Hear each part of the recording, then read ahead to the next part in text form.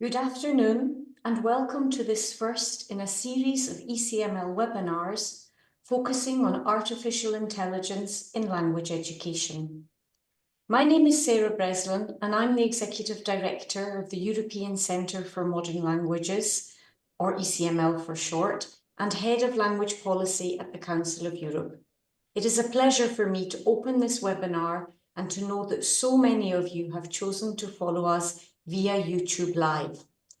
As many of you will know, the Council of Europe has a long history in the field of language education and has acted as a catalyst for positive change through developments such as the Common European Framework of Reference for Languages and more recently the CEFR Companion Volume, through language support for migrants and refugees, and through the ECML, which operates at the interface between policy, research, teacher education, and classroom practice.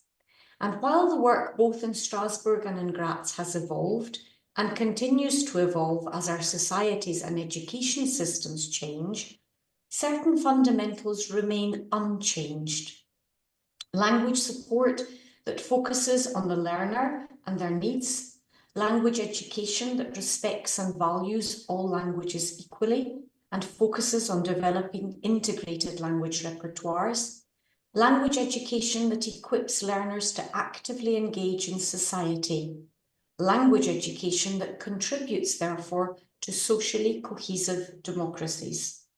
This is the philosophy underpinning the holistic concept of plurilingual and intercultural education developed by the Council of Europe and recently relaunched and placed in the political spotlight through the 2022 Committee of Ministers recommendation on the importance of plurilingual and intercultural education for democratic culture. 2024 marked both the 75th anniversary of the wider Council of Europe and the 30th anniversary of the ECML. It also marked the launch of a new 4-year programme for the ECML entitled Language Education at the Heart of Democracy. And as part of that programme, a new 4-year development project entitled Artificial Intelligence in Language Education. This new project is complemented by 2 ECML in-country capacity building or ECML training and consultancy offers for member states in the field of digitalization. ICT in language teaching and learning, often referred to as ICT Rev, and co-funded by the European Commission, and a new offer entitled Fostering Digital Citizenship through Language Education. These ECML initiatives will feature in subsequent webinars on the theme of artificial intelligence.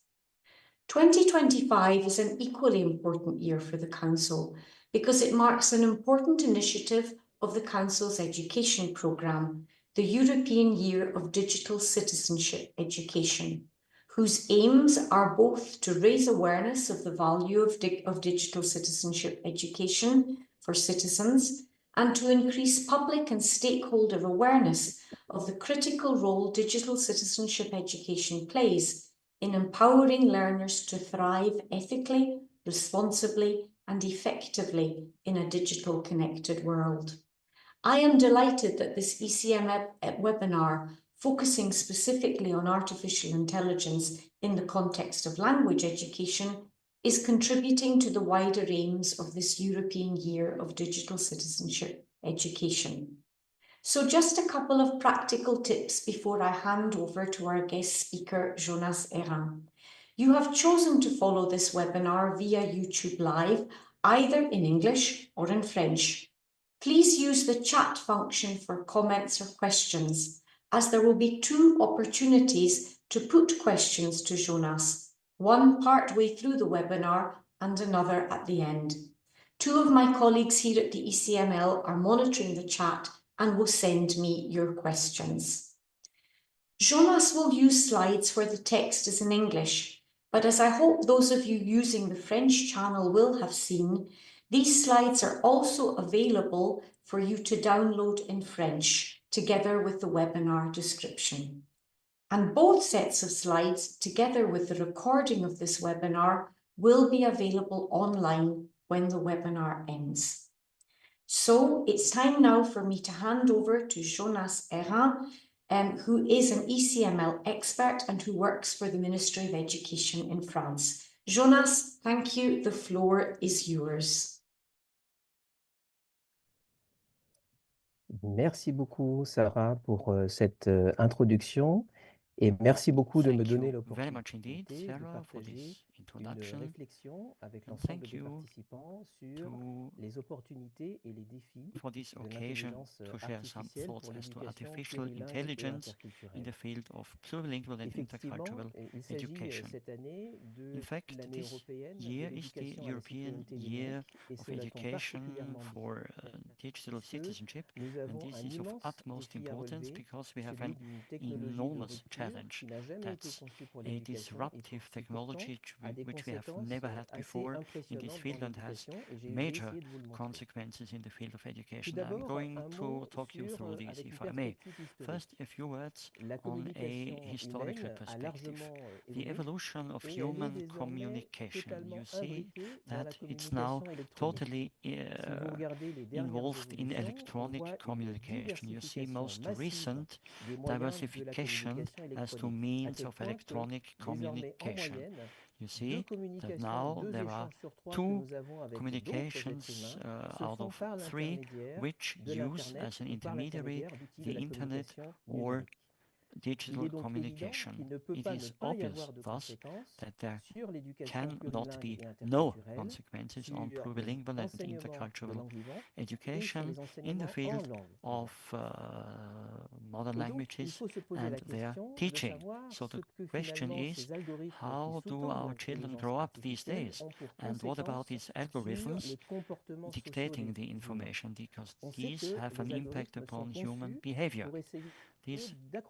conçus pour essayer d'accrocher, d'arrimer des informations similaires de manière à nous permettre de reconstruire du sens.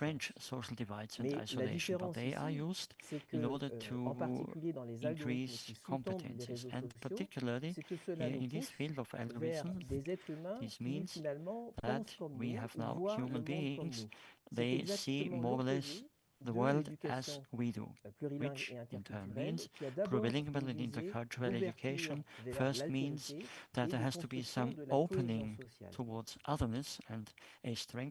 Au biais de conception de ces algorithmes qui sous-tendent les intelligences artificielles, il faut ajouter les biais du fonctionnement de l'être humain. Nous adhérons à des normes, nous avons des émotions, nous avons des habitudes de communication, nous cherchons aussi souvent la simplification et il faut le dire. Et quand nous utilisons les outils d'intelligence artificielle, il y a aussi d'autres biais, comme des biais de langage, des biais d'anthropomorphisation, où parfois nous oublions qu'il s'agit d'une machine qui n'est pas un être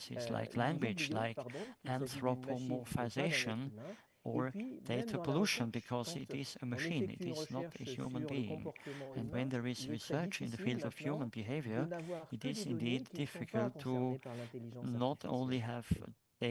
Et donc, je vous propose de vous emmener dans un voyage en 4 étapes pour vous montrer les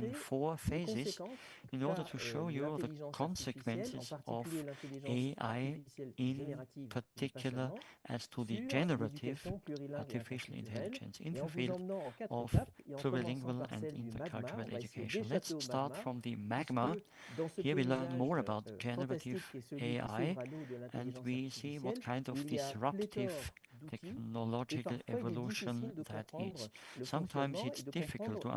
fonctionnement et de comprendre les conséquences que cela peut avoir sur la communication et l'importance qu'a l'éducation plurilingue et interculturelle dans ce contexte particulier. Je vais commencer par un exemple, celui de la distance sémantique. Vous avez ici sur cette diapositive un mot au centre, le mot monode, et puis vous avez 4 directions possibles. Selon la direction que vous empruntez, vous allez voir que vous allez partir dans une logique sémantique qui n'est pas la même. Et surtout, vous allez voir que la distance entre les mots va s'agrandir ou va se réduire. C'est exactement comme ça que fonctionnent les grands modèles de langage. Pour le présenter autrement, ils sont en mesure de because they use a probabilistic approach and can construct phrases without giving meaning to the phrase first or to the sentence. So first you see what might usually come after the word before as to probability. This is a typical sentence taken from ECML's website. It is an algorithm of an LLM which can recreate a phrase by using tokens, the smallest units into which a text data can be broken down in order to be processed by an AI model. This has to be said immediately. Artificial intelligence is not intelligence. It's human intelligence which is assisted by a machine. This shows you what can be done in the field of translation. It is something which is important for us language specialists. You see that here in this field we see whatever humans can do, and we also see that, for instance, an interpreter is working now and translating what I say into English. In light blue, you see a system which can compare two or more linguistic systems. You see that systems can be compared, but you cannot go beyond this. Then you also have machine translation using statistics. That, of course, is also capable of redoing the context of translation, meaning that some mainly cultural elements are taken as a basis, and so idiomatic expressions can also be used, and the machine can be trained to do that. And then finally, we rather have a neural translation, which is very, very powerful and can, for instance, also integrate humor, can also access different language registers, meaning that there is creativity. And even the culturally implicit undertones can be identified. This means that translation is still essential, particularly if decisions, major decisions, have to be taken. An example here would be translation and interpretation in the field of diplomacy. This can't be done by a machine, and this is how one has to understand the functioning of AI in the field of language teaching and learning. A machine can never do that. A machine can help us, though, in order to accelerate the acquisition of competencies and proficiency in order to more easily communicate with others. This is why we have generative AI here, which uses flexible multimodal tools in order to adapt a text from text to image, from image to sound, from sound to video. There are manifold possibilities. You see that a teacher then has a possibility of giving to the learners tasks allowing them to achieve spectacular results. For instance, a poster adapted to become a movie, or a film can be dubbed in another language, or for instance a commercial can be generated, kind of a remix. It opens up enormously many pathways in order to motivate learners for language learning. And in this context, I've said it, it's of utmost importance to also think of social cohesion. Today, our interpersonal communication is mainly relying on electronic material stemming from the internet, so we have to be in a position to critically read and understand this in order to better understand the human machine interaction and benefit from possibilities provided by these tools in order to have social interaction and interaction literacy. There is eLang and eLang Citizen, two ECML projects going to much detail here as to the methodological approach as regards, for instance, the writing of a multimedia article, which is a very concrete task, a real life task, which allows for social interaction. Or it can be, for instance, a moderation of an international web radio. This is what can be done thanks to these new possibilities with generative AI. You can imagine easily here that the learners with foreign partners can, for instance, create an online scenario like for an escape game, just to take an example. And these videos are enormously powerful. You see here that in literacy, it can be media literacy or it can also be technology literacy. We see mechanisms in order to better understand how to use all of this in a responsible manner. And for all these three steps, language is indispensable. What we have here on this slide is an attempt to showing pros and cons of AI as to language acquisition. You see the AI tools which help understand, for instance, a difficult text. A teacher can use it in order to illustrate to the learners the context of what they have to read. Or when the text has been read and discussed in classroom, there can be kind of a mind map so that the learners can think collectively about the most important elements of such text. And you can also understand, for instance, that a compromise can be suggested when it comes to difficult decisions. Here the machine allows for using cognitive mechanisms in the right way in order to memorize or in order to show commitment.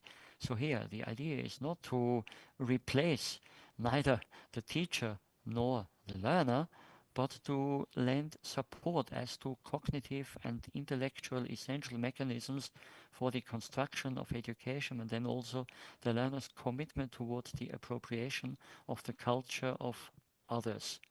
So AI here has to be used in order to accelerate and support learning and not in order to support the essential mechanisms of education.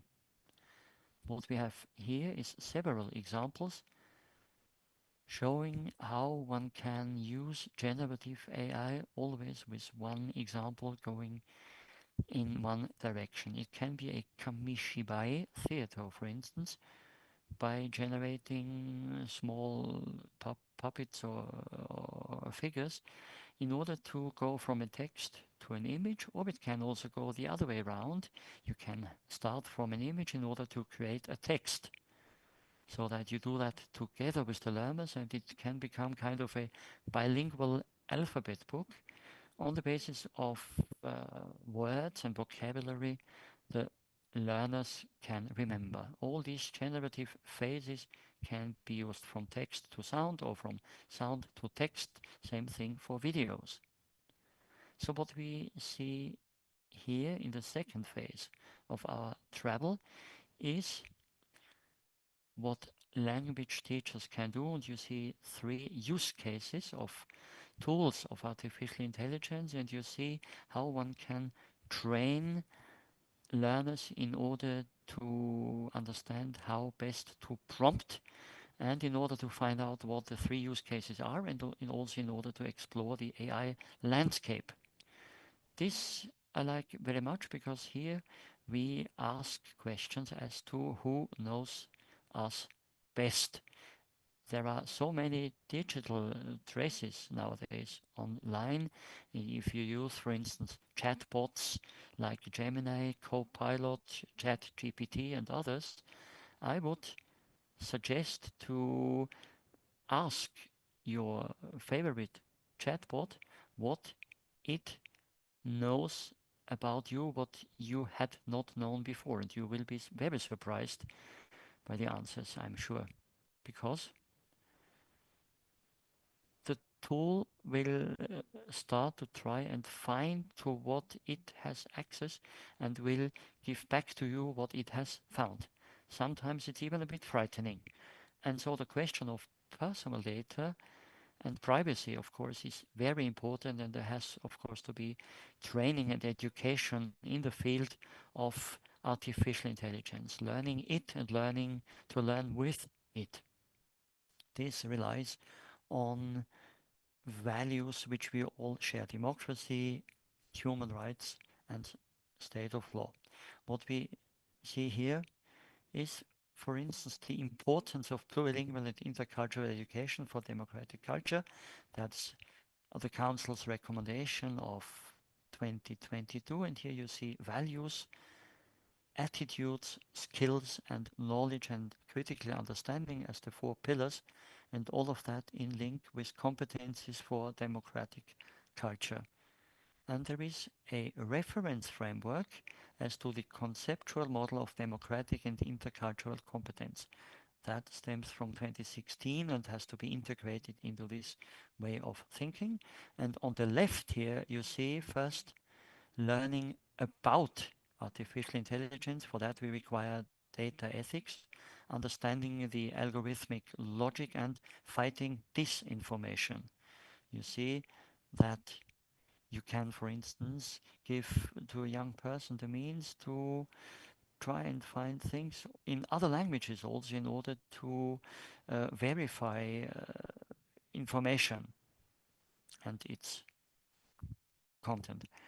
Then in the field of teaching AI, it's about social media. It's obviously about digital citizenship and democratic engagement or commitment, which is always in the heart of social cohesion. And then the third point, teaching with AI. Here it's inclusion, differentiation, equity, but also mediation between and among cultures. And you see how important that is, and that it is one of the most important points here.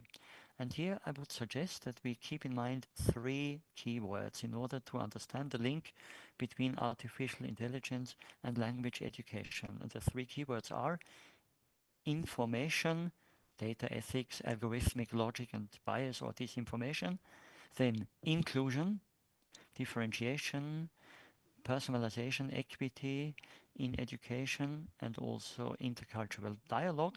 And then finally, the itinerary. Here it's the idea of socialization, that is social media, digital identity, and democratic culture. And these 3 keywords, 3 I's, information, inclusion, itinerary, are 3 terms describing more or less everything you can do with the generative AI tools in order to hold a course or a lesson or in order to help learners. And for that, in the second part, it is important that we teach to the learners the best prompting techniques. That is how to co-generate excellent answers. This is what we hear quite often. And there are 4 parameters. The role you give to AI, the task you want to implement, the goal, and then finally, of course, some elements of the context. And here you see, if you use Copilot or ChatGPT and say, tell me something about cats, then you will maybe not find enough about space. And here you should say, for instance, as a biologist, give 5 scientific facts about the behavior of domestic cats. I want to optimize my home for hosting a cat. My home is 20 square meters and has a balcony. If you give this to the machine, then it's of course much easier to get a good reply. So prompting is key. And this is important in many fields of languages. You have to use the action approach in the field of languages according, of course, to the CEFR. Here we see some information about advanced prompting. Let's start on the right here. On the right, you have different roles which I can allocate to generative AI. I can use them as a brainstormer, as a writing assistant, training assistant, or coach, if you will. It can be a consultant or a forecaster or a planner. According to the role allocated to AI, you see different aspects. If it's to be a writing assistant. In order to write a quick resume, I don't need much detail. Then I just have to give it what I expect from the machine, that is action. Then, of course, the role has to be defined, and certainly also the target or goal. And you see that these three words are important and enough in order to write a quick resume, for instance. But if the machine has to play a more complex part, like consultant or trainer or coach, then I need more aspects or elements, for instance, examples or certain information about the format or style. Should the result be a table, a list, a text, for instance? It can have different forms. But what is important is not so much the type of prompt, but rather the knowledge which I impart, which I give to the machine so that it can work properly. So it's the way of construing my prompt, which will, of course, determine the efficiency of the reply. This is a linguistic exercise, of course, which I have to do in order to properly use generative AI.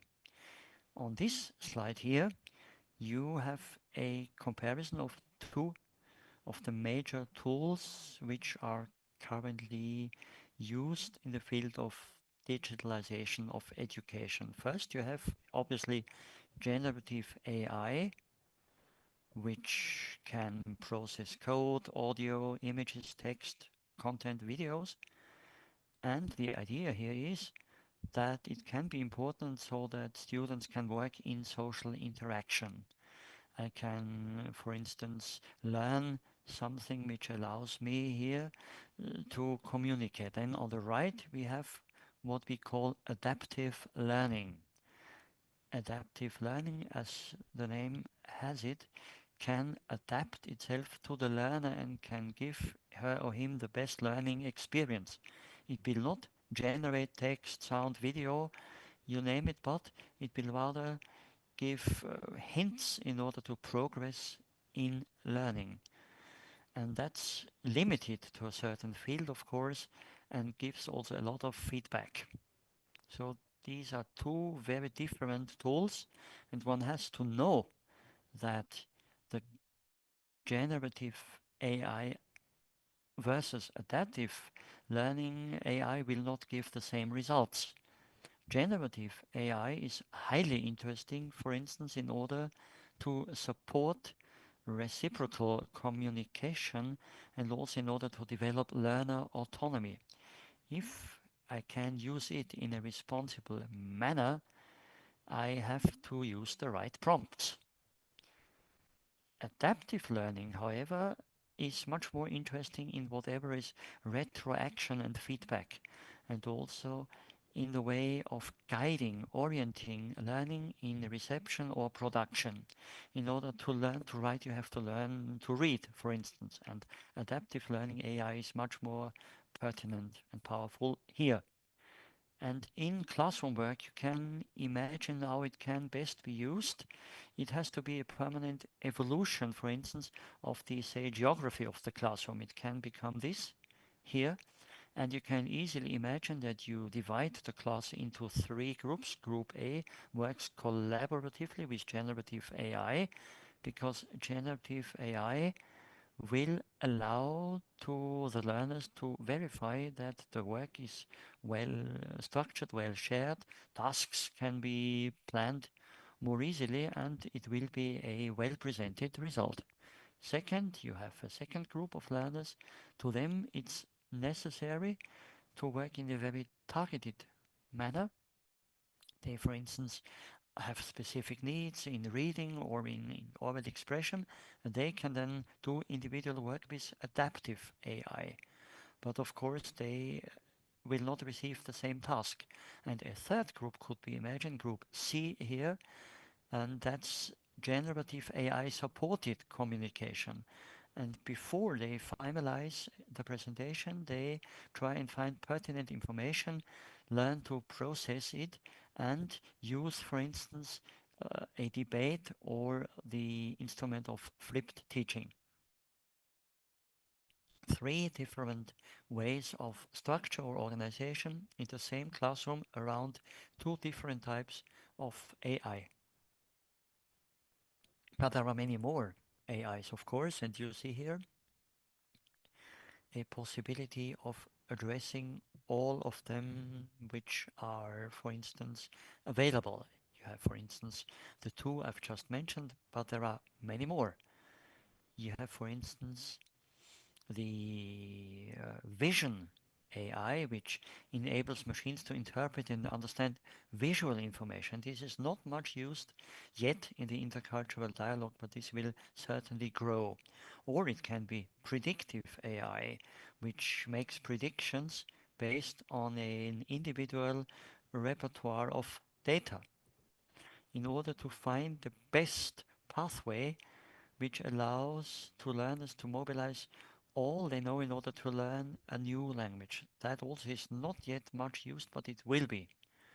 And then there is also, for instance, discriminative AI, which in turn focuses on distinguishing between different categories within data. You see, for instance, the pronunciation of an expert speaker as an example. These are technologies not so mature yet, but they will certainly be used more and more in education and language education. And they are more and more in line with our objectives. What is important, though, is that technology adapts itself to education goals and not the other way around. It's not for us to adapt ourselves to technology. And for that, I suggest that you have a look to a website. Sarah mentioned it in her introduction. It's the ICT Rev platform, which is an inventory of ICT tools and open educational resources. That's an ECML uh, product, and I would suggest that you try and find 5 steps here to select AI tools. I'm going to broach upon them. First, the needs and goals, then data security. We will come back to this. Third, curriculum alignment. Fourth, of course, accessibility. One has to verify that the learners and you have good access to such technology without having to pay for it. That's also important as to privacy. And then, of course, sustainability or durability. That's also important because you can find an interesting tool and then you learn how to use it. And then all of a sudden it's not open source any longer, or it just disappears because the business models underlying these tools are highly fragile nowadays. And now I suggest maybe that we ask Sarah whether there are any questions which have come in via the chat. Sarah? Not yet, Jonas. Everyone is just thoroughly enjoying your presentation. And I would just like to say that I have learned an awful lot so far just by listening to you. So if you have had a moment to catch your breath, Jonas, I would just invite you to carry on. Thank you. Thank you, Sarah. Alors, je vais continuer. Excellent, J'espère qu'il y aura Sarah. So let me continue, and I hope that there will be questions later. And I hope that this presentation is of some interest of you and is interesting and thus in line with your expectations. Step or phase number 3 is what we can call breakthrough, engaging students and addressing real needs. Here we have to explore what AI has to offer. This means more feedback in classroom work. What you have here is an essential publication of the Council of Europe, and this publication, Artificial Intelligence and Education, a critical view through the lens of human rights, democracy and the rule of law, shows you the link which there is, and there has to be, by the way, between practitioners, education professionals, decision makers, that is politics, research, researchers, that is, and also developers. This means all those providing technological solutions and the industrial ones, and this has to be entirely associated with our reflection. The idea is that we not only focus on the developers, but that we formulate our requests so that the developers can be in line with our needs. This is something which has never been conceived for education from the start. So we have to help the developers so that they can adapt them and their work to our needs.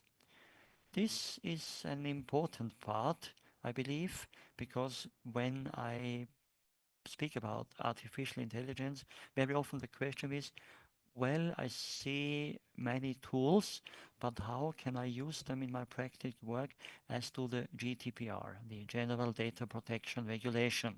I can tell you immediately that it's virtually impossible because the European GDPR is extremely well drafted, but well drafted for a technology which existed 2 years ago. And given the rapid evolution of technology, the GDPR will have to adapt itself, but even an adapted one will never be sufficient. Individuals, citizens themselves, have to be informed and enlightened enough in order to act ethically and responsibly. And this is the role of education. It's our role as educators to form citizens of tomorrow, following and respecting such regulation. And there are four important parameters here, and you should ask yourselves four questions when you work with tools of AI. The first one is, of course, data collection. Do you know how data is collected, used, and shared? Do you know which data has been the basis of everything? Second, of course, data processing. How long and where is the data stored? If it's stored in Europe, it's different from data leaving Europe, because the European legislation means if the data is kept here, it will be protected. If you leave Europe with the data, it is not covered any longer like it is in the European area. Then a third question is important for you, the data security. Here, there is the principle of masking data. For instance, if I want to have information in order to see how I organize my lesson for a certain profile of learners, I will use a prompt which is generic enough in order not to divulge too much about myself, my learners, or my school, for instance. This is so important because otherwise you might have a data leak or leakage, and this has to be avoided. And because who would I alert them and who can help me? This is the third question. And the last one and most important one is consent. Can I teach my learners in such a way that they can express informed consent? If they can't, then AI must not be used, because then the learners are just too young and not trained enough. If they are enlightened, trained, and can make informed decisions as to literacy in the field of AI, then they can, of course, express informed consent, can say yes, it can be used, and then one can work with it and with them. And when there is a data leakage, for instance, what can be done in order to delete data? So rectification, appeal, and so on come into the picture. All these questions have to be asked, but teachers, of course, have much work and not much time, but they have to say, yes, for instance, we have to follow the GDPR, but still tools have to be tested, have to be tried out, because there are so many new and recent technologies which we use, and we cannot lag behind our collective capacity to respect the limits of ethical use of AI tools. And whatever will come in the future, you will need this one here, because this is a heat map in the field of technology, and you easily see that where it's most important, that's certainly human behavior vis-a-vis a machine. So rather on the right of this slide here. Languages are important in order to express consent, in order to ethically use the tools, in order to work with autonomy and self-efficacy, and also in order to develop a critical mind. That's so important in democratic culture, because we know that plurilingual and intercultural education is of the utmost essence. So here, this is something which I like very much, because this is the field of retroaction, or feedback if you prefer. The question of feedback very often is used by decision makers in order to justify the interest of using AI in their work. And it is true, automation of a certain number of tasks allows one to go farther in reflections as to the analysis of the learner's work, as to valuing their progress. An individual teacher cannot do all of this. It would consume too much time. And a machine can, of course, support the teacher and can do much more in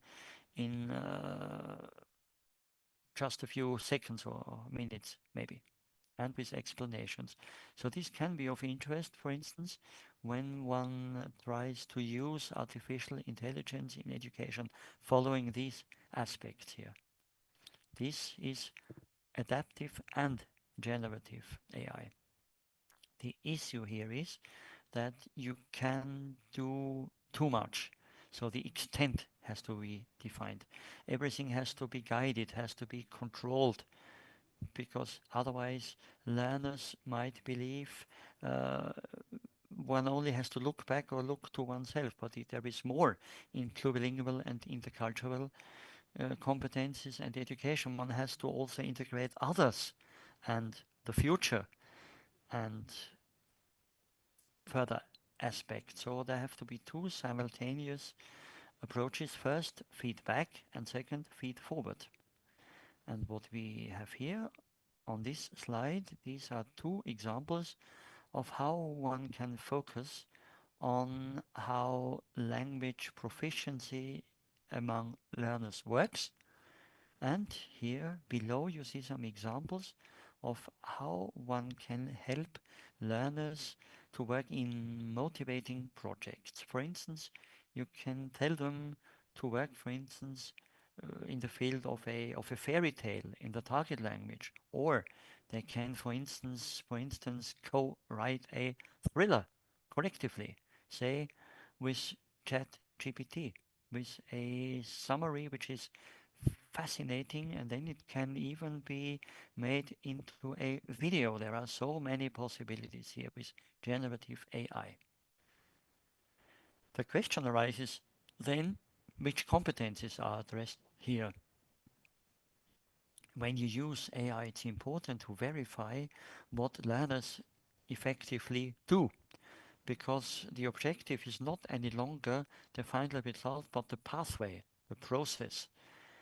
And if what I propose in my language teaching also allows to use transversal competencies, then it's probably the right approach. Here you see whatever can be done with generative AI, and you see that plurilingual and intercultural competencies and education are always present and underlying all of this.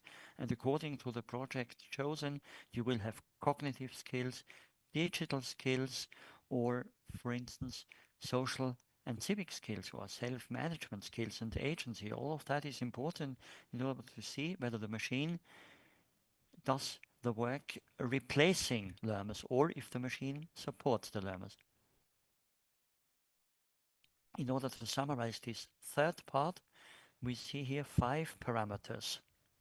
What you see coming up here with the use of AI is that the positioning in the classroom is being changed, because the learner also is now a mediator of knowledge, because they have access to a machine which can transform information. So mediation can be done by the learners also now. So teachers do not only teach, teachers also become pedagogical engineers and analyze the choices made by the learners when using AI. And that's also a very important field, and the key advantage is that the learners are much more integrated in their own and in particular collaborative learning, meaning the process of language acquisition is promoted very much, and learners of most diverse profiles can work in collaborative way because all skills can be used and there are so diverse and motivating scenarios. And this takes us to the fourth phase of our trip, the exploration of a new world. You see, whatever is possible, but still based on the idea that the agents have to be strengthened and language education has to be perceived in a global manner. On this slide here, you see 4 spaces, and these are spaces, if you start here by the social determinisms, this means you disempower the teachers a bit and empower the students a bit more, or if you go in the other direction, it's the other way around. You see which principles of use of AI are followed today and what that means as to the strength and weakness of the agents or actors. That's metacognition, that's also, of course, mediation and its agency, and critical thinking. Here for the learners, if you let them use the machine so that the machine writes an essay, replacing them, then of course they would not really learn. If, however, you use generative AI in order to support collaborative work among and between the learners, then of course you strengthen learning and thus you also empower the learners more. Or as to the teachers here, a teacher only using quizzes will maybe be a bit disempowered because a machine can do that faster and maybe even better. And if, however, a teacher uses AI for something which he or she cannot do themselves, for instance, watch all aspects of the progress of the learners, that is a tool which helps and solidifies the work of a teacher and empowers them more. Same thing here if you are in a delivery mode, so to speak, you can replace certain aspects of this agency. Let me give you 4 examples which show you what the world of tomorrow might be. It might use AI, but focusing on the development of the learners as agents. What does that mean? These are fulfilled learners based on relatedness, having competences and working and living in autonomy, being a social agent also. So IA tools can be used here in order to strengthen strategies of communication, in order to strengthen decision making, and in order to foster the social commitment of the learners. You know that there are more and more youngsters using generative AI in order to help them take decisions. This is a dramatic kind of behavior and we have to fight it. It means we have to educate our learners, telling them that not the machine will take responsibilities and make decisions, can only help them, support them. They have to make decisions. The second example would be CLIL. In CLIL teaching, very often we rely on the Council of Europe's work, and very often we face the same phenomenon. A history or mathematics or science teacher, for instance, holds a course in a language other than the language of schooling, and thus, of course, semiotics will, of course, be multiplied in order to accelerate discovery of the new discipline and its elements. That's very motivating for the learners. But then, of course, new concepts, new vocabulary has to be integrated coming from the new field. And this means negotiation where one understands that first it's a bit difficult for the learners and they might be discouraged, but later, when they have well understood the new concepts and also acquired and understood what this is about and the new words, then of course new competencies and knowledge can be used. And if that is done assisted by AI, it's a bit different a pathway, as you can see here in red. You see how AI can support the students. It is kind of a personalization of the past. And here, insecurity of the learners in the field of languages can be overcome, and high motivation of the students can be maintained because they see whatever they have realized already, and so the progress is much more valued. This is also what can be achieved by using AI. A third example is flipped teaching. This concept of flipped teaching is quite well known. It means that first a teacher holds a course, and when the learners arrive, they have had the course already, so collaborative work can be done because everything else had been communicated to the learners before.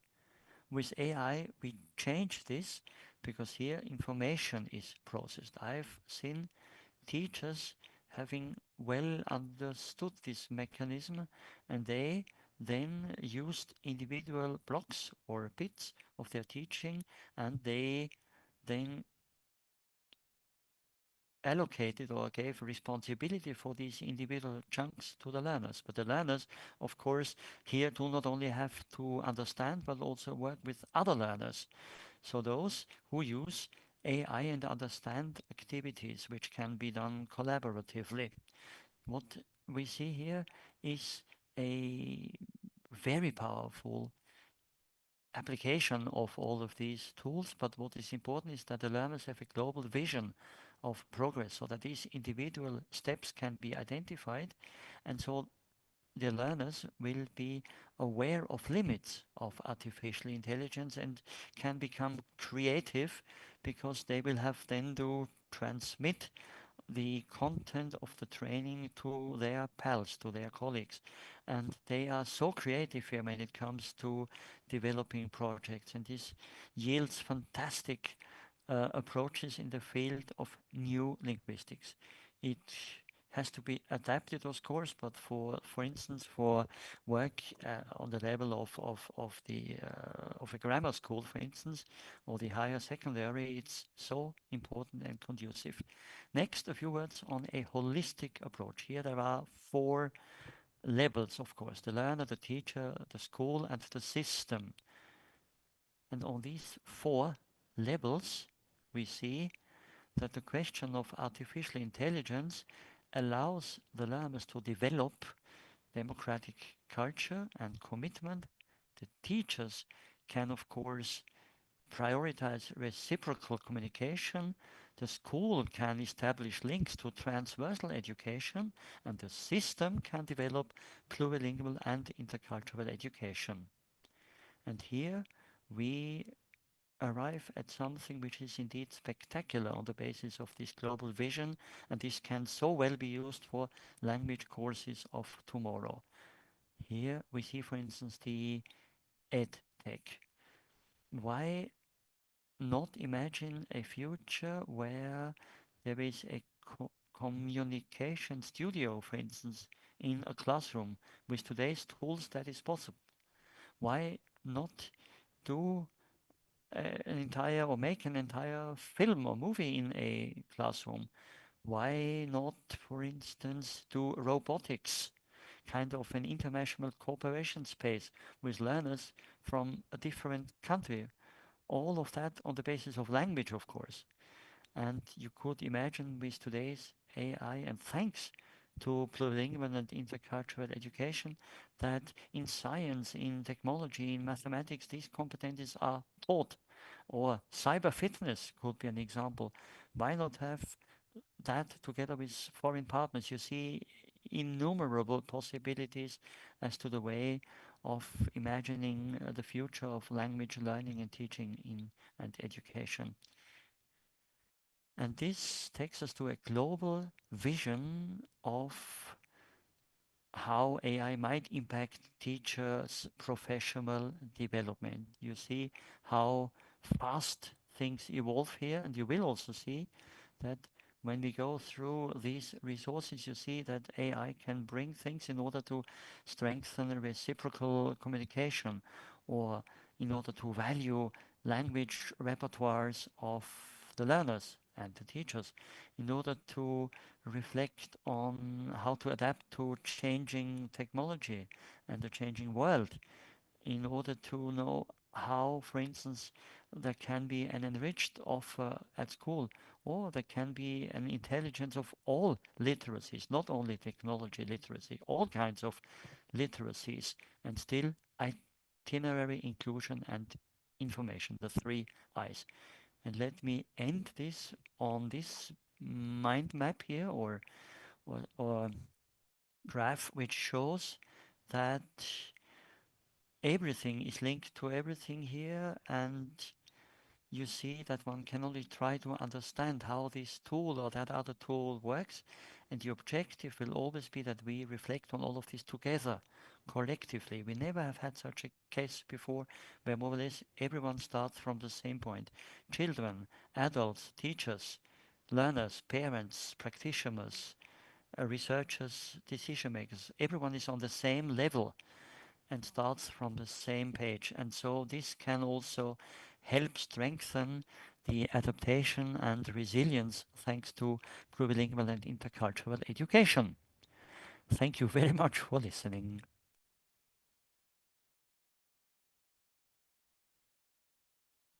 Informative, and I think that everyone actually has thoroughly enjoyed your talk, because since our last little pause for questions, we've been inundated with them. Yes, inundated with them. My colleagues are encouraging people listening to answer one another's questions, because I'm sure the people who are listening have also got a lot of knowledge and experience in the field. So please do try and help one another out in the chat by answering some of the questions, because there won't be time today to put all of these questions to you, Jonas, unless we want to continue until midnight. And I don't think that's a good idea. So I'm going to, I've not been able to capture them all because they've been coming in very quickly, but I'm going to put one or two questions to you, Jonas, and if you can possibly offer your thoughts on these, I think people would appreciate it. So the first one is a question that came in French. Pensez-vous que nous allons vers une redéfinition Maybe de there will l'interaction have to be dans le kind of a cadre de redefinition of l'utilisation des interaction in the chatbots field of notamment? using how mainly Cela aurait-il chatbots. un impact à moyen And this terme sur will les certainly have a descripteurs du medium-term CSR? impact also as to the descriptors of the Difficile. CEFR. Excellente question. An excellent question in order to get this started. Thank you very much. It's a highly pertinent question indeed. And the CEFR already has its companion volume on there. There is also digital communication since 2008. So this means 18. So this means that there is written interaction and there is mediation. But it is true, of course, that the use of chatbots changes the situation a bit and means that reciprocal communication is more and more important. I've been trying to show how in a simple dialogue between a learner and a teacher, there is just one direction, but then if it's a trilogue between teacher, learner, and the machine, the IA tool, in order not to say robot, because this will also happen sooner or later in classrooms maybe, but here we have to be able to mediate communication. What I'm saying here is that you cannot change, or you don't have to change the framework's descriptors, which are still highly pertinent and valid, but maybe the sequence can be adapted. I would say that first the question of mediation has to be addressed. If there is a project with learners or text mediation, for instance, or mediation of the concept or mediation of communication. If it's text mediation, the idea is to use the strategy of reception, of comprehension in order to mediate the text. If we think of mediation of communication, one has to think of strategies of production. And if it's mediation of a concept, which one uses in network work or collaborative work, there you need strategies of interaction. So the descriptors should not be changed, but one has to maybe go one level below and look into the strategies of communication. Here you find the right answers. Answer. And I think it's also worth remembering that descriptors are there to help us. And so if the descriptor isn't quite right, we can adapt it to our context and to our circumstances. And of course, with ever-changing technology, things do very quickly go out of date, and it's our job to bring them up to the current context. I have another question. Very interesting suggestions, says one of our participants, but this person is continually concerned about the climate impact of generative AI and would like to know what your view is on this. Alors, sur la question de l'intelligence artificielle, the question of the climate impact is indeed essential, because I believe that there has to be an education for change, where two transitions are taken into account, the technological and also the ecological transition. Both have to be seen together. There is a total paradox here in one of the two, because we are asked to be more creative with a tool which delivers standardized replies. We are asked also to think of climate change with a highly energy consuming tool. So there is some contradiction. And this means that we have to reach a reasonable and well-conceived use of AI, and we should use it only when we need it, because the screen time of youngsters is also at stake and important. And when I use, for instance, a search engine and not an AI tool, I economize some energy, of course. I save energy. And for instance, when I use text and not also an image, I also reduce the energy use. Because, for instance, even in mobile phones, you use a lot of energy and you always have to compare. And one has to reach models. We might have them maybe in 2 years' time, which are smaller and more adapted to education. But in the meantime, we have to just learn to use the tools in a reasonable manner. We have to better target them. But yes, indeed, there is a complete paradox, because we use the tools and otherwise, yes, of course, they consume a lot of energy. Jonas, yes, we've definitely got challenges facing us. And I do think that thinking about AI, but only using it when we really need to use it, we need to think about the climate at the same time. I have another question for you, and this one is also in French. Les parents doivent-ils également émettre... Parents also have to give their consent? And should there be kind of a charter or rules and regulations of schools? An excellent question. I believe consent up to a certain age of learners can only be given by the parents when it comes to this consent. So up to maybe 13 years, it's a bit difficult to give consent without also having the consent of the parents as to the use of AI. So I would say one should use AI maybe after 13 or maybe 15 years, because everything then, of course, will use and will have to use AI. So consent has to come before that.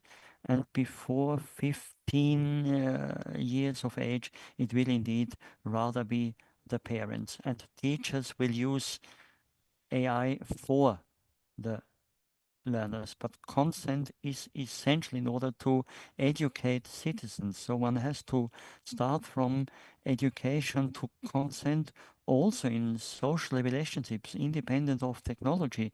One has to start out small as to consent. An example would be, for instance, equality between women and men, or respect for diversity or otherness, values of others, and so on. All of that is so important in order to also see how it works. And yes, of course, parents are essential, and I'm convinced that AI is a possibility in order to give a better role and place to the parents and learners in school democracy, meaning how we take decisions together. We cannot just continue thinking that education is only decided by adults. No, we have to integrate learners and children much more in education, because so collective values will be accepted much more, particularly as regards democracy, also learning how to say no and respect no's of others. What started in a sense as quite a simple question, in fact, underneath it, there are many other very complex topics that need to be considered. I'm going to give you two more questions, and then I think you deserve a little break. And another one coming in French. L'IA peut-il donc être considéré comme un AI partenaire can de thus la be considered as kind collaboration of a dans le partner cadre in d'une collaboration tâche in the framework collaborative of a menée en collaborative classe? task in classroom work. Is that true? Yes, definitely, and AI can play the role you give to it. Generative or adaptive IA, in a collaborative task, you use only generative AI, and generative AI can be used in order to help planning collective work. And when you verify that you haven't forgotten anything, it can be used in order to verify our work, in order to discover pathways for improvement. All that can be done by AI. And in the next few months, there will also be AI used as an agent. These then will be artificial agents taking decisions. This will change the situation a bit again, because here you can say it's more or less an additional identity in a group. And the question is whether it is possible to use this with learners, because learners have to understand that in the final analysis, the target is their learning and not the learning of the machine. And this means we will find it even more difficult to organize this properly when it comes to privacy and data security. So in collaborative tasks and work, it's so important to define the role of AI and only use it when it's really necessary, and after that. So the first thing and the major usage of AI of the learners, even at home, is not to make them do their work, but to explain the information, instructions given by the teachers. And more, there is also AI use by the learners in order to plan steps, phases of the work. Say they have an enormous work, and then they have the AI devise micro tasks and steps for them. This is very helpful, but these examples show very well that most learners do not want to be replaced in their work by AI. They just seek help, support. And so they can use it in a well-conceived and reasonable manner, but they have, of course, to be trained to do so. I'm going to finish with one final question for you. I understand machine translation is most accurate between the most frequently used languages. Is this the case? And if so, what are the implications for the use of digital tools via other languages? C'est une super... An excellent question this is, in order to wind this up. Today, we have access to much information on the internet. And why is some information not accessible? Because it's in a different language. And with the better and better quality of automated translation, you can have also access to different content, new content on the internet. That is essential for us in order to train learners, not in order to replace translators, but in order to verify the reliability of translations, and in order also to see how and what other countries or cultures think about certain events, for instance. Other solutions also to global problems can be found by doing so. And generative AI, which we are using, use massively data which is focusing on a small part of the world, and so there is a lot of cultural bias. We do not have much data from the African continent or the South American one, for instance. But that's important, of course, as well. And so AI would more or less then carry a biased vision and understanding of the world. And most AI which one uses is American AI, and also the prompts in a certain language will even send them to English text, and then it goes back to the original language. So there is a linguistic and thus a cultural bias, and we have much more information if we receive them directly. And also, for instance, if you use the most spoken languages, for instance, in the United States, in Europe, English, Spanish, German, French, etc., we will have much more precise information. That's indeed an issue. In Europe, we are fighting for diversity of languages and cultures, but that's not only our role. Our role is to show that thanks to machine translation and AI, we can also widen the field of languages taught at school in order to support linguistic diversity. Why not Estonian, Slovene, or you name it, or other languages of our European space? And this without even mentioning languages of migration and the home languages of the learners. All these aspects have to be taken into account if oneself thinks of language diversity. And here again, plurilingual and intercultural education are so important. Very much by taking us back to really what this is all about. How can we use AI to ensure that we can implement plurilingual and intercultural education in support of strengthening our democracies? I'd like to take this opportunity to say an enormous thank you to Jonas. As people are in the chat, they can't say thank you, but I'm sure they're writing it as we speak. We've had many people following you today, Jonas. I think they found your presentation extremely rich and helpful. To all of those of you listening, please let your friends and your colleagues know that immediately after this webinar is closed, the recording will be available in YouTube.